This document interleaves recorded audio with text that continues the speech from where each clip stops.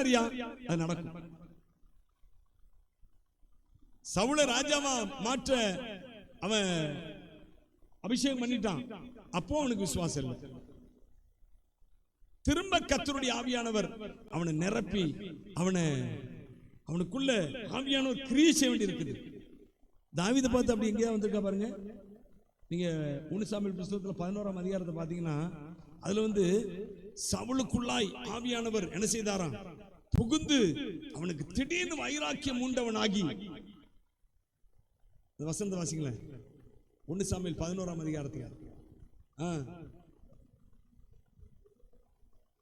பாத்தீங்களா, ஆவியானவரா வேற வழி இல்லையா, இது என்ன அசம்பந்தம், இதை நம்ம தான் குத்தி தான் அதை என்ன செய்ய இருக்கு, எழுப்ப வேண்டியிருக்கு.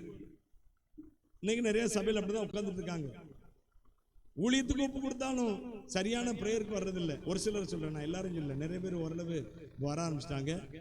ஊழியத்துக்கு சபையில ஊழியம் செய்யணும்னு ஒப்பு கொடுத்துருக்குறாங்க, ஆனாலும் சரியான அந்த பாதையில வரல. நான் எல்லாரையும் சொல்லலை, ஒரு சிலர் முடியாம இருக்கிறாங்க, அவங்கெல்லாம் என்கிட்ட எக்ஸ்கியூஸ் கேட்டிருக்கிறாங்க, நான் வர முடியல அப்படின்னு சொல்லி, அது வேற விஷயம். அப்ப இதெல்லாம் என்ன செய்ய வேண்டியிருக்கு, இந்த தார் குச்சியை போட்டு என்ன செய்ய வேண்டியிருக்கு, குத்தி குத்தி குத்தி குத்தி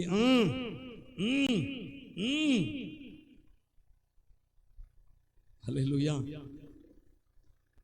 அப்படிதான் தாவீது பாருங்க, போய் போர்க்களத்துல நின்னா, அந்த வார்த்தையை கேட்டான், டபக்குன்னு எழுந்துச்சுன்னா, ஏன் இந்த வார்த்தை கர்த்தருடைய பிள்ளைகளை சொல்லுவதா இவன், விருத்த சேதனம் பெறாத இவன், புறஜாதியான இவன் தேவனுடைய பிள்ளைகளை திட்டுவதா, கர்த்தருடைய சேனையை திட்டுவதா, இது உள்ளுக்குள்ள இருந்து தானா எழும்பி வருதுங்க.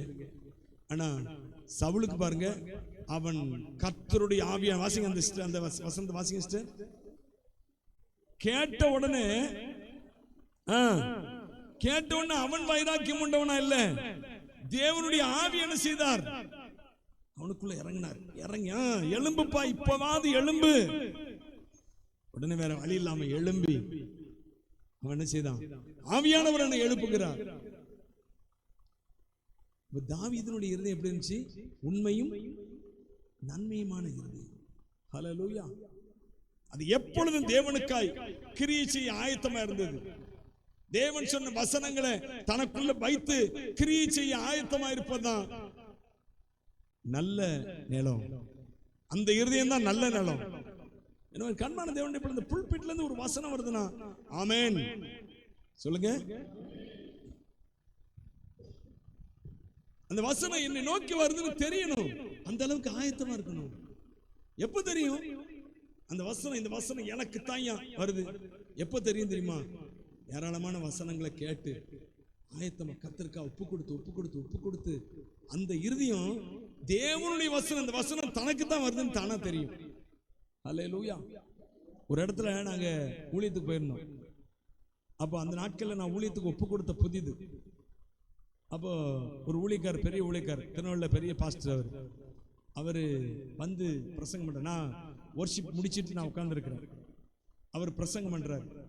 பிரசங்கம் பண்ணும்போது ஒரு சம்பவத்தை சொல்றாரு. சொல்லிட்டு அது ஒரு மனுஷன் ஊழியத்துக்கு ஒப்பு கொடுத்து அவன் போகாம இருக்கிறான். அந்த சம்பவத்தை குறித்து சொல்லிட்டு இருக்கிறார். அவனுடைய வாழ்க்கையில் இப்படிலாம் நடந்துச்சு, அவன் ஒப்பு கொடுத்தும் போகாதபடினாலே இப்படிலாம் நடந்துச்சுன்னு சொல்லிக்கொண்டே வாரார் பாருங்க. அவர் பாதி கதை சொல்லும் போதே எனக்கு தெரிஞ்சிட்டு இது என்னோட கூட தான் கர்த்தர் பேசிட்டு இருக்கிறான்னு.